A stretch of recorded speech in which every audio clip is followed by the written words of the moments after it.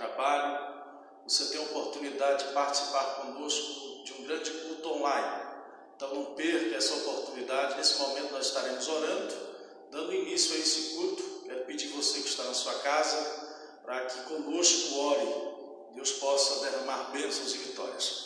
Deus Todo-Poderoso, Pai de infinita graça e misericórdia, nós nos colocamos diante da Tua presença, que tudo assiste, tudo contempla, tudo vê. Ah, meu Senhor, se não fosse a Tua misericórdia, se não fosse a Tua graça, esse favor imerecido, nós não estaríamos aqui.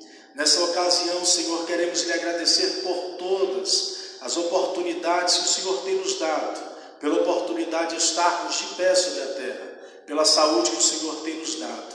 Queremos lhe agradecer pela vida de cada um dos irmãos que do outro lado, Senhor, está nos assistindo, que do outro lado estão nos ouvindo, estão participando conosco nesse culto. Aonde, Senhor, esse culto chegar, os lares que entrarem, através das redes sociais, que vidas sejam impactadas pela Tua palavra, sejam impactadas pela Tua presença. É isso que nós lhe pedimos e no nome de Jesus já lhe agradecemos pela grande vitória. Amém. Vamos louvar a Deus com os hinos da harpa, com o departamento de louvor. Você tem a oportunidade de estar adorando a Deus aí com os hinos da harpa na sua casa também. Chame os filhos, a esposa, a família. Vamos juntos adorar o nome do Senhor.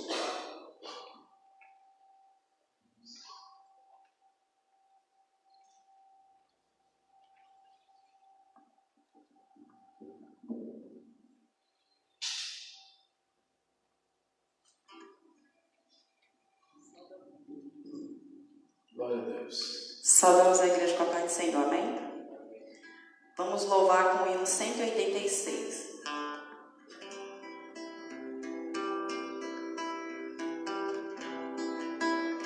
Pela fé que uma vez me foi dada, pra seguir o Cordeiro de Deus, pela graça de Deus enviada, andarei com valor para o céu.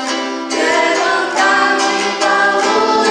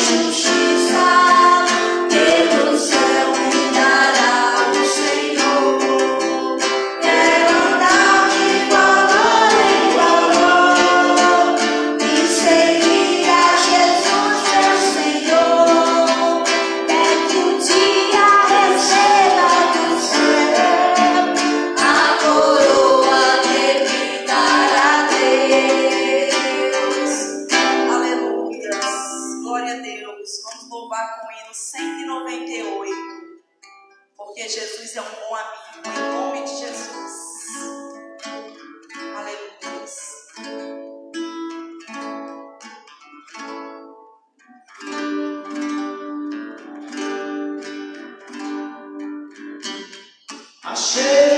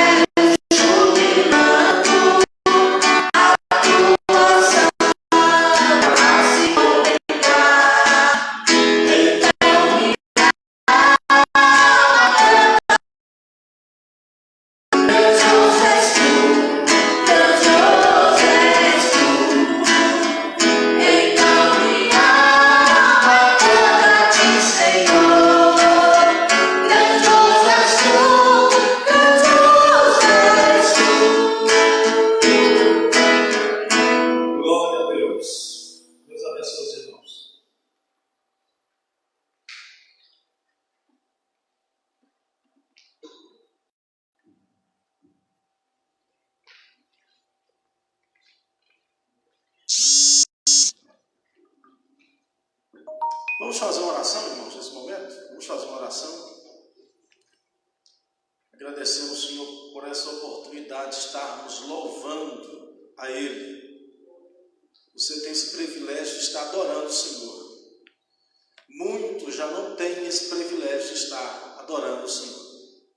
Muitos já partiram devido a essa pandemia. Outros estão no leito de hospital. Mas nós estamos aqui porque Deus permitiu estarmos. Nós estamos orando.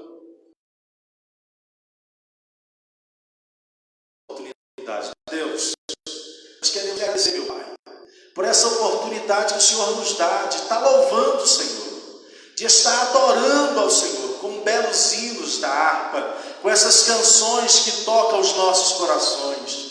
Quantos, meu Pai, que durante este dia já não tem esse privilégio, essa oportunidade de assim fazer, ó Deus, de louvar o Senhor. Quantos já partiram, outros estão atrás das grades, outros estão em um leito de hospital, mas nós queremos lhe agradecer por essa oportunidade, Senhor, e queremos pedir também ao Senhor que possa estar visitando cada um daqueles que queriam estar aqui, cada um daqueles que estão com desejo de estar em tua casa, cada um daqueles que estão nos hospitais, Senhor, que estão nos presídios, ansiosos para saírem de lá, para retornarem para suas casas, para o convívio social. Meu Deus, que o Senhor nessa noite visita-os, Pai, quebra os grilhões, quebra as barreiras, joga por terra os cadeados de bronze, meu Deus, as correntes de ferro,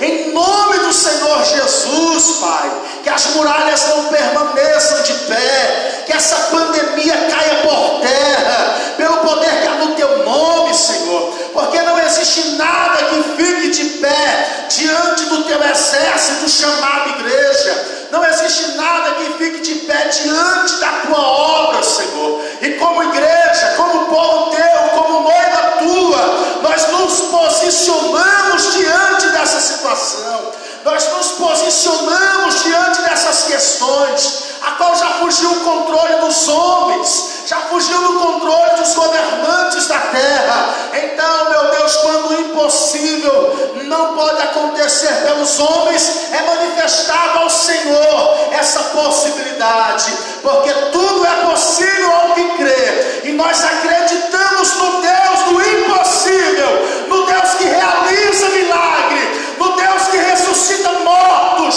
no Deus que fez o mar se abrir para que o povo passasse. Nós acreditamos no Deus que tem o poder nos céus e na terra, o poder de cessar essa tempestade que está sobre o mundo, o poder de cessar, meu Deus, essa pandemia que assola a terra. A tua igreja clama por milagre, o teu povo clama por milagre, o teu povo clama por resposta. Nós clamamos pela tua resposta, Pai, em nome de Jesus. Continua abençoando o teu povo, a tua igreja. Nós lhe agradecemos por todas as dádivas e bênçãos alcançadas. Aleluia. Queridos, vamos abrir as nossas Bíblias no Evangelho de João, capítulo de número 14.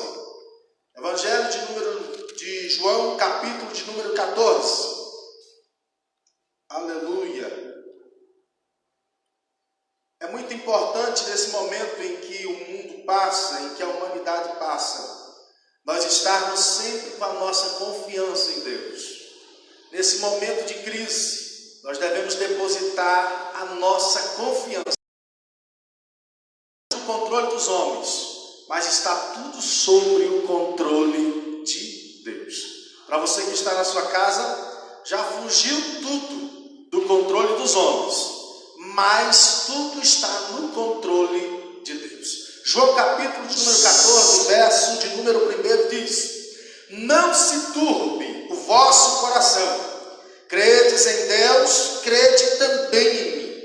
Na casa de meu pai há muitas mansões, se não fosse assim, eu vou teria dito, eu vou preparar-vos um lugar, e quando eu for e vos preparar um lugar, eu voltarei novamente, e vos receberei para mim mesmo, para que onde eu estou, ali possais estar vós também. E para onde eu vou, vós sabeis, e o caminho vós conheceis. Disse-lhe Tomé: Senhor, nós não sabemos para onde vais, e como nós podemos conhecer o caminho? Disse Jesus: Eu sou o caminho, a verdade e a vida, e ninguém vem ao Pai senão por mim. Eu sou o caminho, a verdade e a vida, e ninguém vem ao Pai senão por mim. Você possa ficar com essa palavra guardada no seu coração nessa noite. Só existe um caminho chamado Jesus Cristo. Ele é o caminho, a verdade e a vida.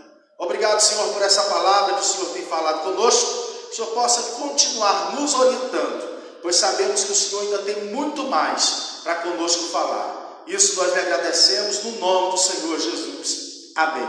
Vamos ouvir o nosso irmão Davidson louvando a Deus com o hino. Vamos louvar a Deus juntamente com o nosso irmão Davidson. Você tem essa oportunidade de estar adorando o Senhor. Glória a Deus. Eu também quero saudar os irmãos, você que está aí nos assistindo, com a santa e gloriosa paz do nosso Senhor Jesus Cristo, em momentos difíceis, dias difíceis, para o nosso Deus, né? Você que está aí, seja um adorador. Vamos adorar o Senhor nessa noite, em nome de Jesus.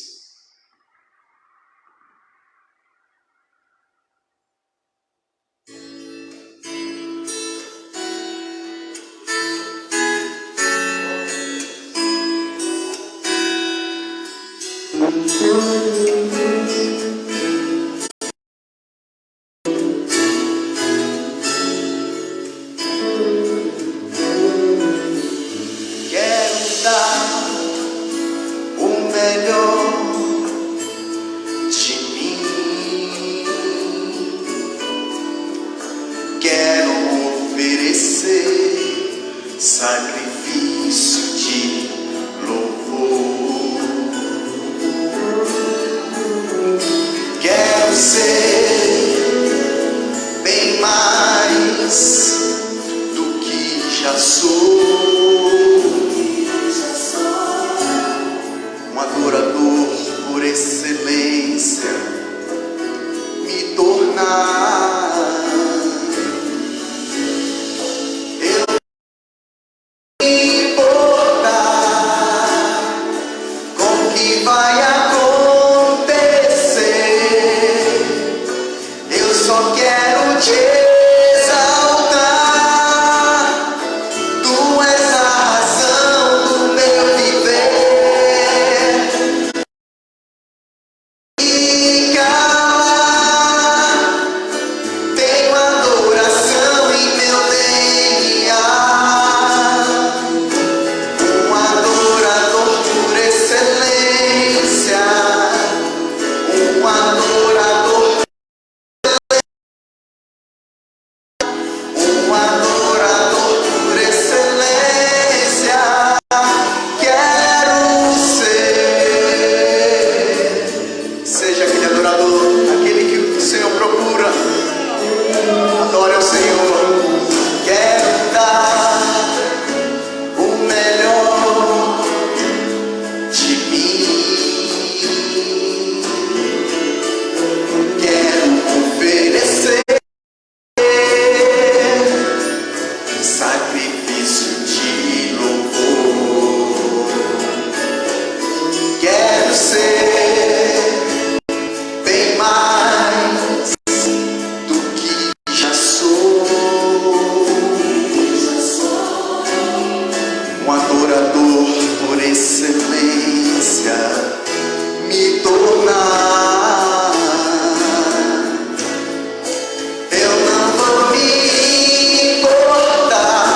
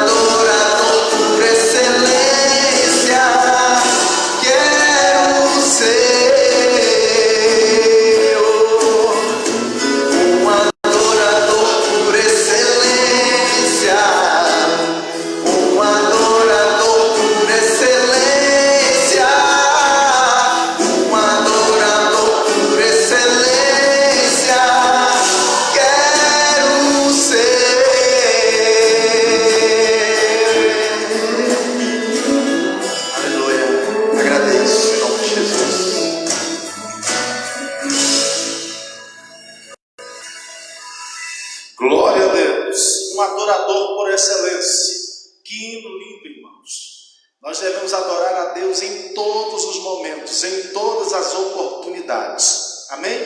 Você agora vai ter um momento de lição da palavra de Deus, a poderosa palavra de Deus. Então, se existe alguém aí da sua casa que está meio disperso, chame os filhos, a esposa, vamos meditar na palavra do eterno Deus. Amém? Depois da ministração da palavra, o nosso pastor Marcelo estará aqui terminando com chave de ouro, fazendo uma grande oração por todos nós. Vamos então ouvir a nossa irmã Rayane, que será ministrante dessa noite, e você daí da sua casa vai juntamente conosco, viu, acompanhando nas páginas sagradas. Vamos colocar de pé, os irmãos que estão aqui, por favor. Vamos orar pela serva do Deus vivo. Senhor, a tua filha está aqui como instrumento teu. O Senhor usa como quer e fala como quer, Senhor. E nessa noite nós sejamos ministrados, não como queremos ser, mas como o Senhor assim quer. Usa a tua filha como instrumento, meu Deus, como uma harpa. Venha falar aos nossos corações através da tua palavra. É isso que nós lhe pedimos e no nome de Jesus nós lhe agradecemos. Amém. Amém. Glória a Deus. Eu saúdo a todos com a paz do Senhor. Amém, irmãos? Estamos alegres e agradecidos porque mais uma vez nós estamos na presença do Senhor. Vamos ler nessa noite o Salmo 42. Salmo 42. Vamos ler os 11 versos deste salmo. Diz assim: como a corça suspira pelas águas correntes, assim por ti, ó Deus, anseia a minha alma. A minha alma tem sede de Deus, do Deus vivo. Quando poderei entrar para apresentar-me a Deus? Minhas lágrimas têm sido o meu alimento de dia e de noite, porquanto me questionam o tempo todo: onde está o teu Deus? Recordo-me dessas ocasiões e dentro de mim se me derrama a alma em profundo pranto, de como caminhava eu junto à multidão, conduzindo-os em procissão rumo à casa de Deus, com cânticos de júbilo e louvor entre a multidão que festejava. Por que estás assim tão abatido, ó minha alma? Por que te angustias dentro de mim? Deposita toda a tua esperança em Deus, pois ainda o louvarei por seu livramento. Ele é o meu Salvador.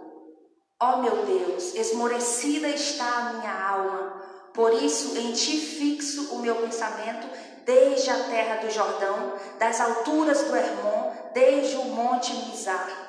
Do abismo as águas chamam as torrentes no troar de suas cataratas, e todos os vagalhões se precipitaram sobre mim.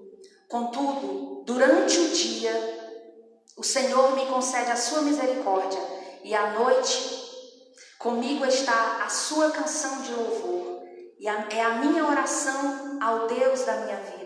Declaro a Deus, minha rocha: por que te esquecestes de mim? Por que razão caminhar lamentando e sem direção sobre a opressão dos meus inimigos? Como uma espada que perfura meu corpo e atinge os meus ossos, é a aflição produzida pela zombaria dos meus adversários, questionando-me sem parar: onde está o teu Deus? Por que estás assim tão triste, ó minha alma? Por que martirizas o meu ser? Põe a tua esperança em Deus, porquanto ainda o louvarei por sua presença salvadora. Ele é o meu Deus. Aleluias. Os salmos são bastante conhecidos. Eu acredito que são os mais lidos na Igreja do Senhor. E os salmos são hinos e orações do povo de Israel. A maioria dos salmos foram escritos para uso no templo, né? Quando eles se reuniam em adoração ao Senhor, eram usados os salmos com louvor.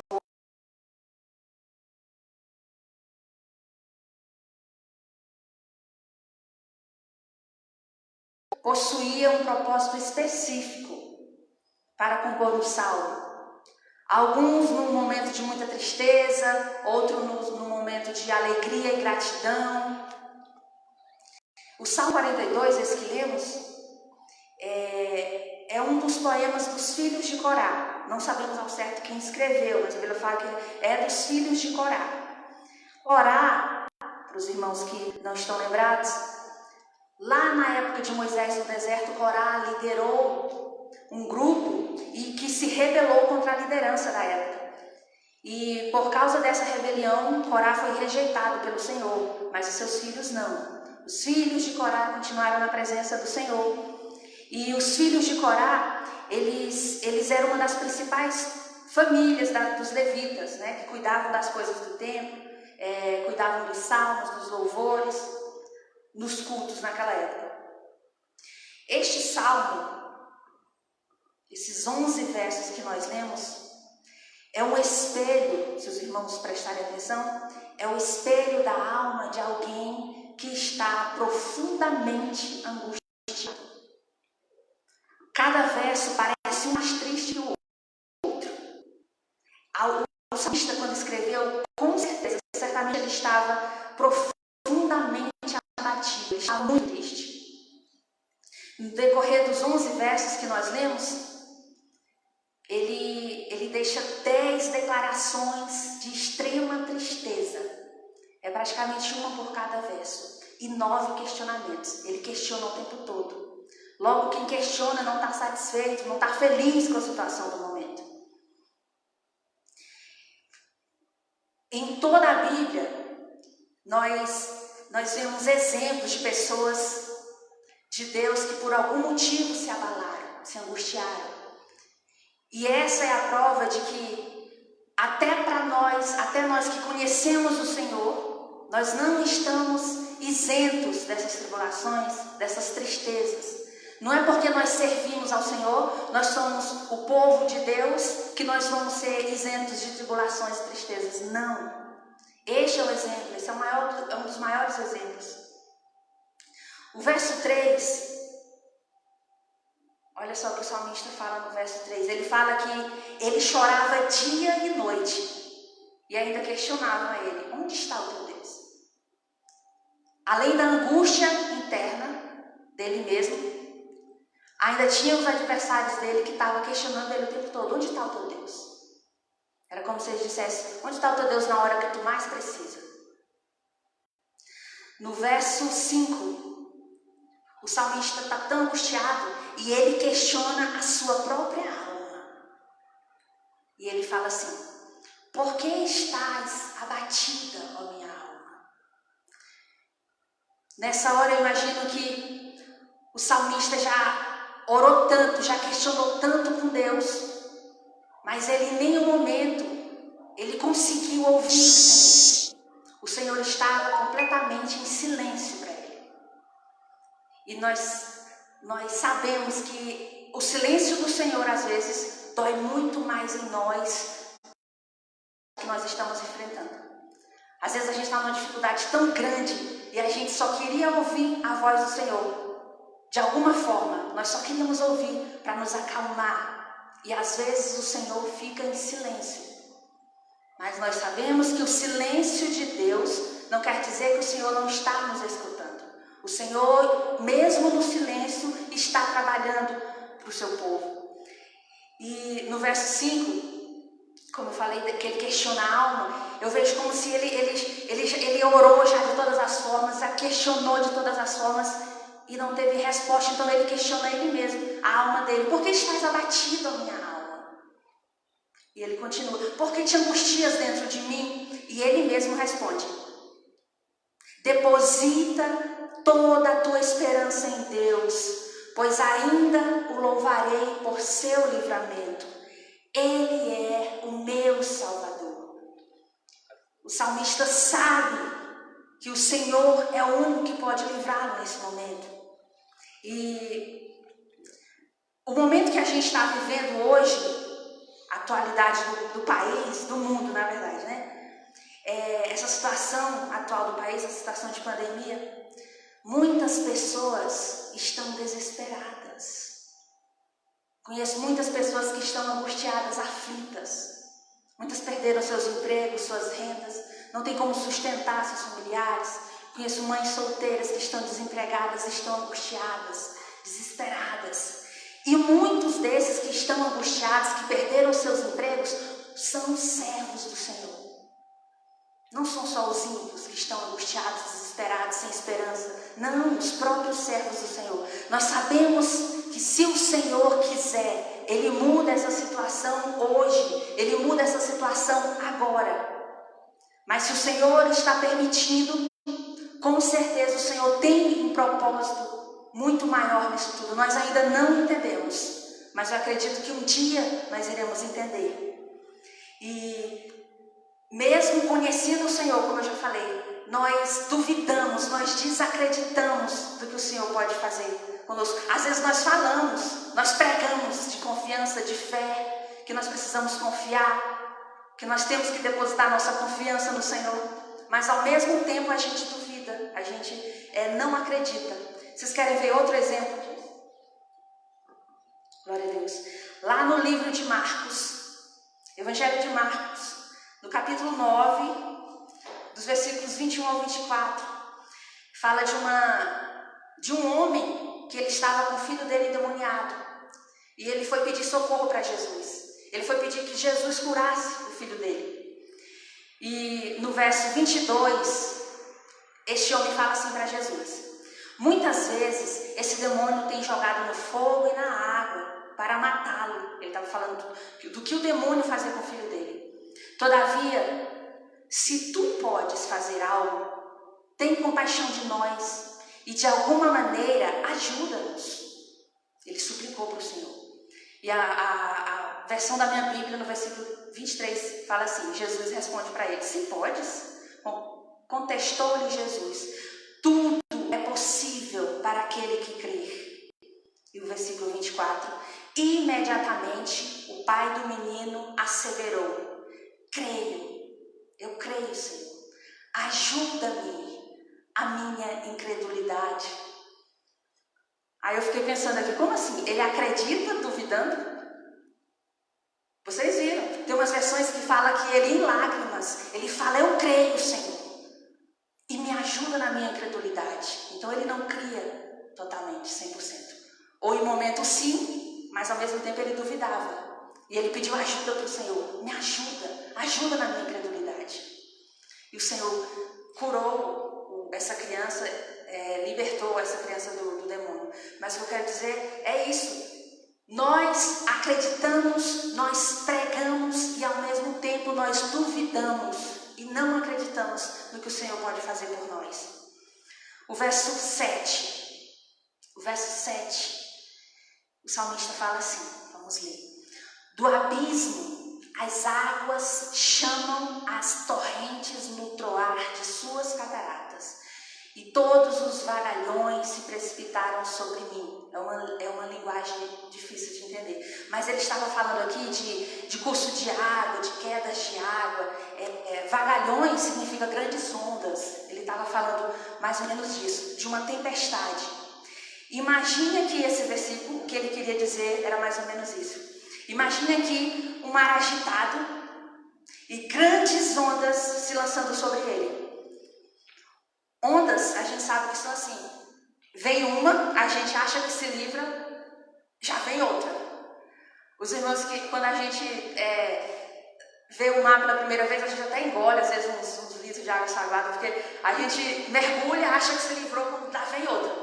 E o salmista estava falando mais ou menos isso. Quando eu acho que eu estou me livrando de um problema, lá vem outro. Ele comparou as ondas. Quando eu acho que eu vou me sair de um, quando eu acho que o Senhor resolveu um, já vem outro. E às vezes muito maior do que o primeiro. No verso 8, olha só para vocês verem como o salmista ficava, ao mesmo tempo que ele confiava, ele duvidava. No verso 8 ele fala: contudo, durante o dia, o Senhor me concede a sua misericórdia. Ou seja, ele sabia que o Senhor estava com ele. No verso 8 ele fala da misericórdia do Senhor. No verso 9, no verso 10, ele segue lamentando e se questionando. No verso 11, ele volta a indagar a sua própria alma, igualzinho ele fez no verso 5. E ele volta a repetir: por que estás tão abatida ou tão triste, ó minha alma? Por que te martirizas dentro de mim? Ele continua interrogando a alma dele. Aleluia. É como se ele dissesse, é como se ele estivesse falando para a alma dele, para a própria alma dele: eu sei, minha alma, eu sei que está tudo acabado, eu sei que a situação está fora do meu controle, mas espera no Senhor, porque Ele é o meu Salvador, eu ainda o louvarei pela sua salvação. Ele está dizendo para Ele mesmo. Você consegue entender a angústia? Uma coisa é você estar pregando para alguém, você não está vivendo a situação, outra coisa é para si só. Ele estava sabendo, sentindo aquela dor dele, e ele pregava para ele mesmo: porque está batida a minha alma, eu sei que está tudo errado, mas espera no Senhor. E outro exemplo, outra situação parecida com essa na Bíblia, a gente vê lá no livro de Lamentações, quando o profeta Jeremias escrevendo o livro das Lamentações, quando o povo de Israel estava aprisionado. Capítulo 3 de Lamentações, dos versículos 19 ao 24. Olha o que o profeta escreve: recordo-me da minha aflição e do meu delírio, do meu profundo sofrimento e do meu enorme pesar. Lembro-me bem disso tudo, e a minha alma desfalece dentro de mim. Contudo, quero lembrar do que me dá esperança. A bondade do Senhor é a razão de não sermos consumidos, porque as suas misericórdias não têm fim. Renovam-se plenamente a cada manhã. Grande é a tua fidelidade. Aí o versículo 24 ele fala: sendo assim, digo a mim mesmo, a minha porção é o Senhor. Portanto, nele depositarei a minha confiança, a minha esperança. Aleluia. O Senhor é a nossa esperança. É no Senhor que nós temos que depositar a nossa esperança, mesmo nós não vendo e não acreditando.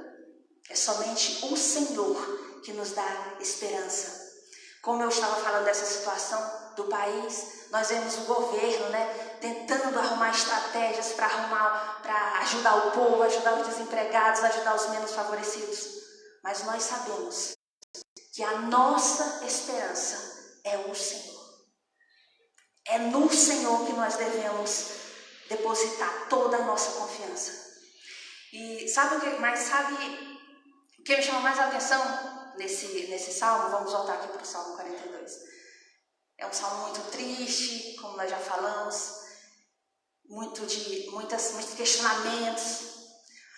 Mas o que eu gosto muito desse salmo é como ele começa, como o salmista começa escrevendo o poema. Ele começa assim: como a corça suspira pelas águas correntes, assim por ti, ó Deus, anseia a minha alma. A minha alma tem sede de Deus, do Deus vivo. Quando poderei entrar para apresentar-me a Deus?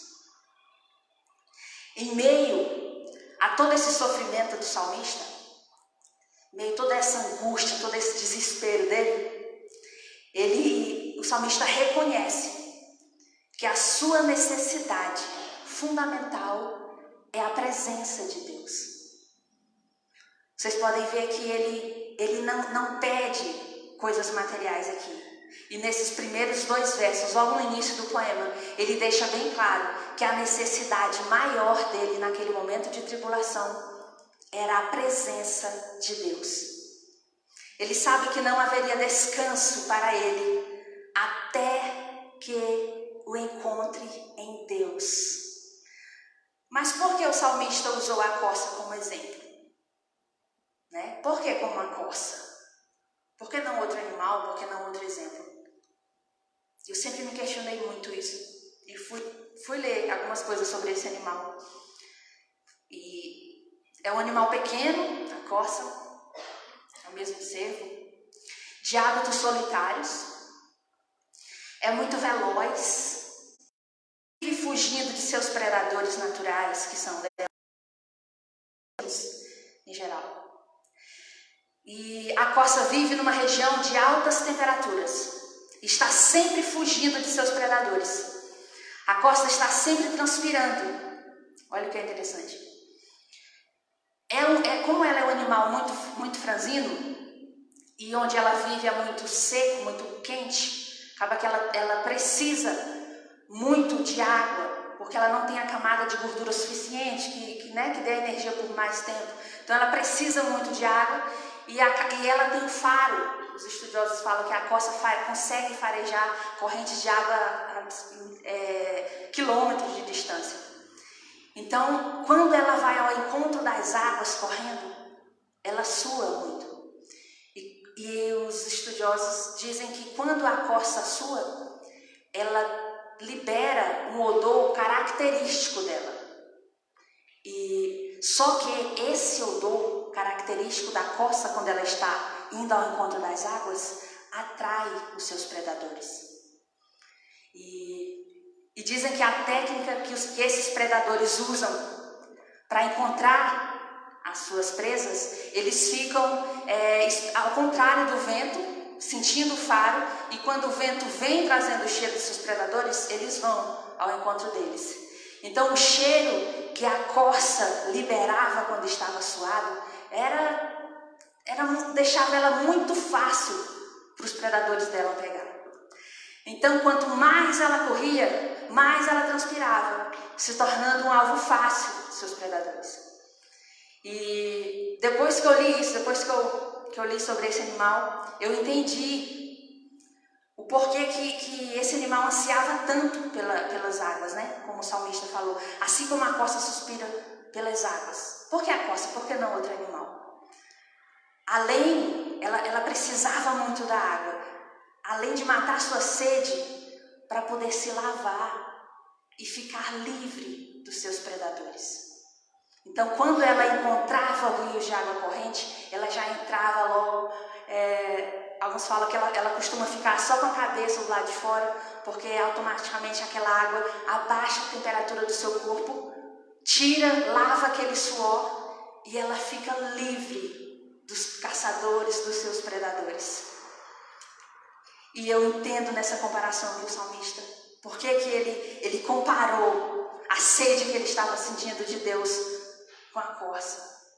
A sede da nossa alma, nós seres humanos, a sede da nossa alma só pode ser saciada por Cristo.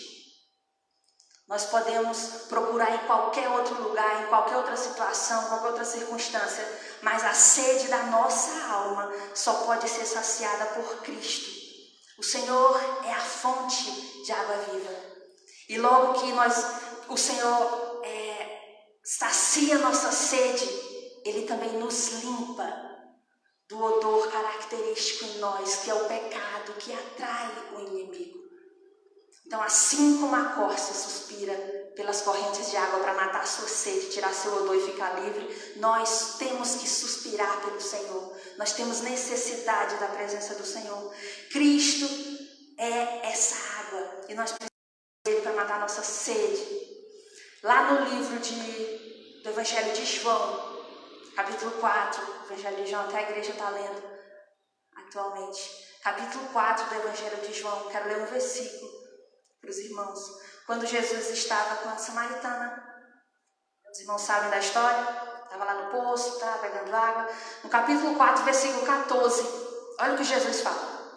Aquele, porém, que beber da água que eu lhe der, nunca mais terá sede. Ao contrário, a água que eu lhe der, tornar-se-á nele uma fonte de água jorrando para a vida eterna.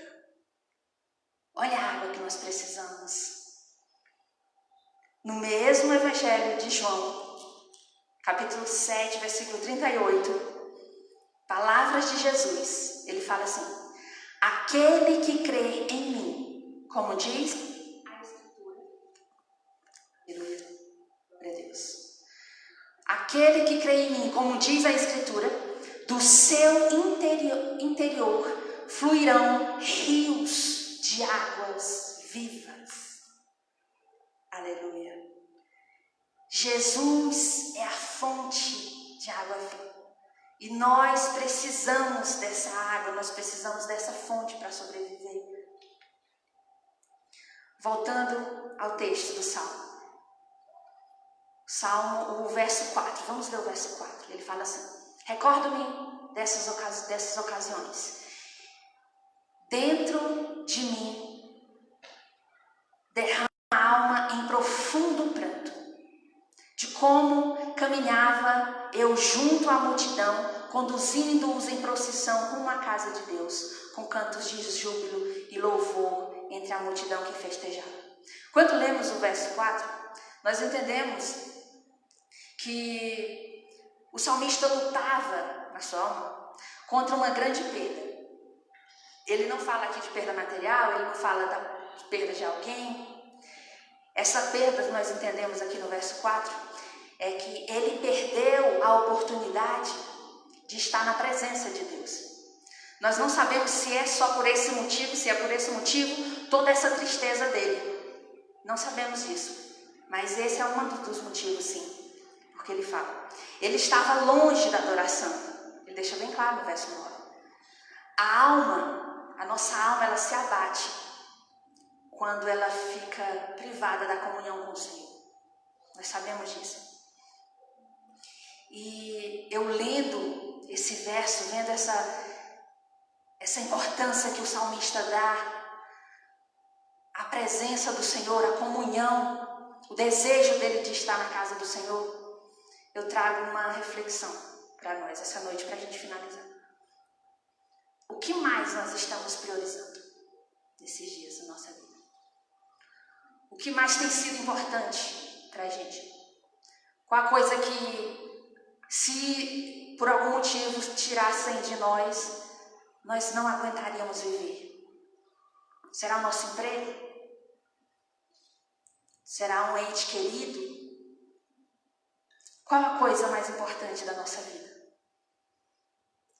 O salmista nos ensina no Salmo 42 que a coisa mais importante da nossa vida tem que ser a presença do Senhor. Independente da situação, nesse momento de crise aí agora, mundial, mesmo nós estamos necessitados de bens financeiros, de empregos bons, a nossa prioridade ainda tem que ser a presença do Senhor. Nenhum emprego, nenhum salário, nenhuma alegria terrena tem que ser maior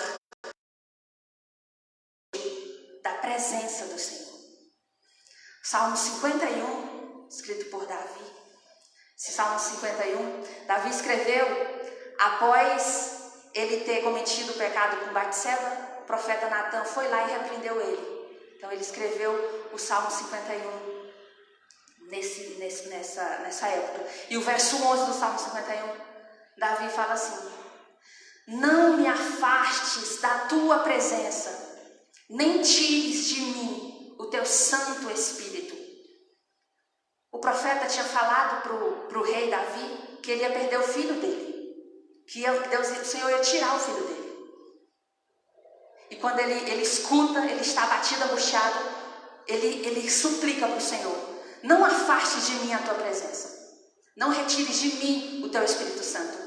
Ou seja, mesmo naquele momento de luto do salmista, a prioridade dele era a presença de Deus. Será, irmão, será que nós estamos preocupados em não perder a presença de Deus em nossas vidas? Será se quando a gente pensa que o Senhor pode de alguma forma retirar a presença dele de nossas vidas, será se isso nos angustia? Será se nossa alma fica abatida com isso? Ou a gente nem lembra disso? Nesse momento, nesses tempos agora que a gente não pode se reunir, né? Nem todos os irmãos conseguem vir ao templo. Como está a sua alma nesse momento? Você está angustiado? Porque de alguma forma te privaram de adorar ao Senhor na casa dele com todo mundo? Você está angustiado por isso? Ou não? Ou você está tranquilo colocando as séries em dias, né? Ai, que bom, não tem culto, não precisa ir. Como está a sua alma? Nós precisamos refletir. Nós precisamos ter necessidade da presença de Deus, mais do que qualquer outra coisa. Tem um certo pastor, eu ouvi de um pastor, teólogo, ele falava assim, eu achei interessante, até anotei. Ele fala assim, se você perceber que ama mais qualquer deleite do que a oração, qualquer livro mais do que a Bíblia, qualquer casa mais do que a casa de Deus, qualquer ceia mais do que a ceia do Senhor, qualquer coisa mais do que a Cristo, qualquer satisfação mais do que a esperança do céu, fique preocupado. Se você ama mais alguma coisa na sua vida, mais do que todas essas que eu citei aqui, é bom você ficar preocupado. Porque certamente, se você estiver nessa situação, se o Senhor retirar a presença dele, talvez sua alma não se angustie. Então nós precisamos priorizar a presença do Senhor em nossas vidas. Tem que ser a coisa mais importante em nossas vidas. Nós temos que dizer para o Senhor com toda convicção, Senhor, o Senhor pode retirar qualquer coisa de mim, menos a tua presença. Vamos orar ao Senhor nessa noite para finalizar. Curve sua cabeça e vamos falar com Deus. Senhor, em nome de Jesus, Senhor, nós falamos contigo mais uma vez nessa noite.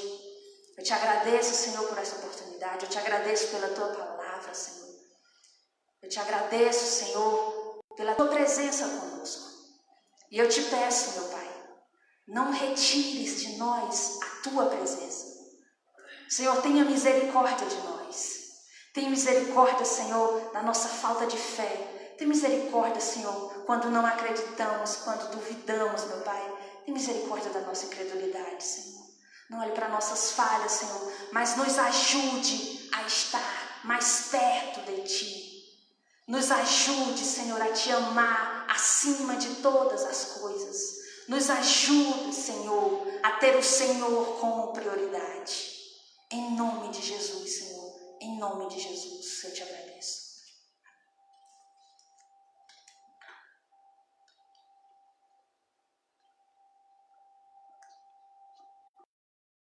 Graças a Deus. Jesus é maravilhoso, irmão. Sabemos que estamos atravessando uma situação difícil, mas maior é Deus em nossas vidas. Vamos fazer a nossa oração final. Você que está na sua casa, ore agradecendo a Deus pelo pouco que você tem. E vamos fazer, irmão, apresentar os pequenos empresários, os micros empresários, os comerciantes, os comerciários, para que o Senhor tenha misericórdia, viu, irmãos? Porque quem trabalha no comércio agora está passando uma situação muito difícil. E nós vamos repreender, irmãos, essa depressão, nós vamos repreender esse espírito maligno que vai tentar aproveitar essa situação para colocar o desejo de suicídio. Irmã Paula me contando algo, uma jovem de 20 e poucos anos, passando uma situação muito difícil, já tentou tirar a sua vida 2 vezes, irmãos. E o diabo, que ele quer isso. A palavra fala que o diabo veio para matar, roubar e destruir. Mas Jesus veio para dar vida e vida em abundância. Vamos colocar de pé, irmãos? Você na sua casa, você que está em casa, impossibilitado de sair. Se você ainda não fez isso, comece a fazer. Apresente o seu patrão. Porque se você está desesperado, se coloque no lugar dele agora. Não pode abrir o seu estabelecimento, não tem recursos para fazer o pagamento dos funcionários, não tem recursos para pagar aluguel, para pagar as suas contas.